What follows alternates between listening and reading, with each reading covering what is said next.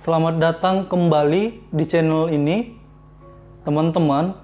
Kali ini saya akan mereview buku karangan M. Yahya Harahap yang berjudul Kekuasaan Pengadilan Tinggi dan Proses Pemeriksaan Perkara Perdata dalam Tingkat Banding. Ini dia bukunya ya. Nampak ya? Oke. Buku ini merupakan lanjutan dari review buku sebelumnya tentang gugatan, persidangan, penyitaan, pembuktian, dan putusan pengadilan. Teman-teman, konten dari buku ini setidaknya akan menjawab dua pertanyaan besar, yakni yang pertama, bagaimana ruang lingkup organisasi pengadilan tinggi?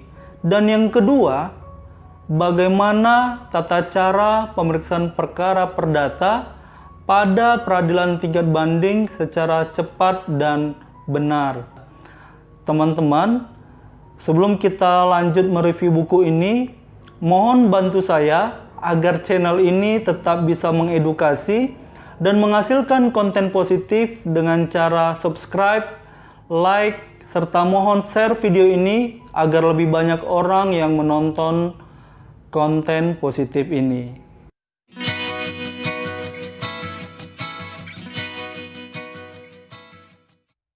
Teman-teman, buku ini dibagi menjadi 13 bab. Antara lain, bab 1 tentang latar belakang atau sejarah pengadilan banding di Indonesia yang sudah ada sejak zaman Belanda.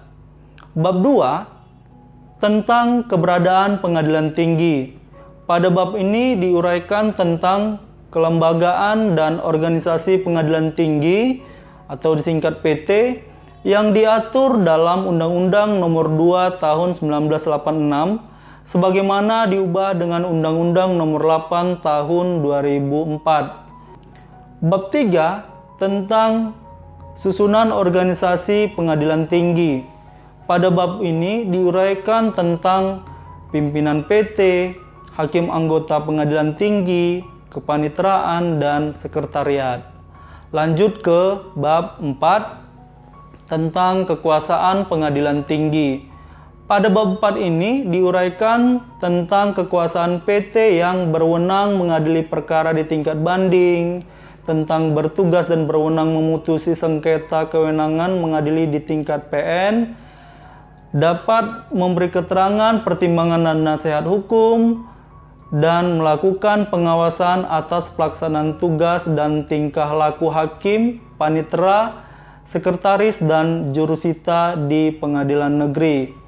Lanjut ke bab 5 tentang hukum acara peradilan tingkat banding. Pada bab ini diuraikan tentang hukum acara untuk daerah Jawa dan Madura yang menggunakan Undang-Undang Nomor 20 Tahun 1947 dan hukum acara untuk luar Jawa dan Madura yang menggunakan bab 4 bagian ketiga RBG. Kita lanjut ke bab 6 tentang syarat formil permohonan banding.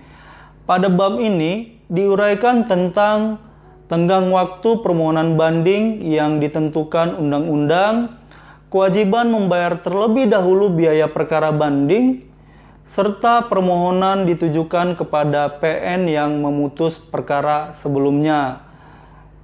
Kita lanjut ke bab 7 tentang pemberitahuan banding kepada terbanding. Pada bab ini diuraikan tentang beberapa hal, yakni pencatatan permohonan banding dalam register, pemberitahuan banding kepada terbanding, tenggang waktu pemberitahuan, pemberitahuan disertai penyerahan salinan memori banding, pendelegasian pemberitahuan, cara pemberitahuan, dan kelalaian pemberitahuan. Kita lanjut ke bab 8 tentang memori banding merupakan hak. Lalu memori banding bukan syarat formil permohonan banding. Memori banding dapat disertai surat bukti dan permintaan pemeriksaan saksi atau ahli. Tenggang waktu pengajuan memori banding, penyerahan memori banding, penyerahan salinan memori banding kepada terbanding, dan terbanding berhak mengajukan kontra memori banding.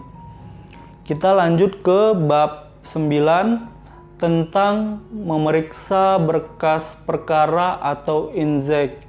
Pada bab ini diuraikan tentang pengaturan dan pengertian inzek.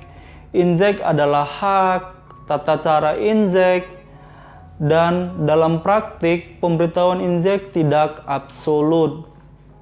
Kita lanjut pada bab 10 tentang tenggang waktu pengiriman berkas perkara dan materi yang dikirimkan ke pengadilan tinggi. Lanjut ke bab 11 tentang putusan yang dapat dibanding. Pada bab ini diuraikan tentang yang dapat dibanding adalah putusan akhir, putusan sela dibanding bersama dengan putusan akhir, banding terhadap putusan provisi. Tergugat tidak dapat banding terhadap verstek tetapi dapat mengajukan verzet. Banding terhadap putusan perdamaian dan penetapan PN yang dapat dibanding. Kita lanjut ke bab 12 tentang pemeriksaan perkara banding. Pada bab ini diuraikan tentang pemeriksaan perkara banding dilakukan oleh majelis, tata cara pemeriksaan tingkat banding, dan pemeriksaan tambahan. Lanjut pada bab terakhir atau pada bab 13 tentang putusan tingkat banding. Pada bab ini diuraikan tentang pengadilan tinggi harus memeriksa ulang seluruh perkara.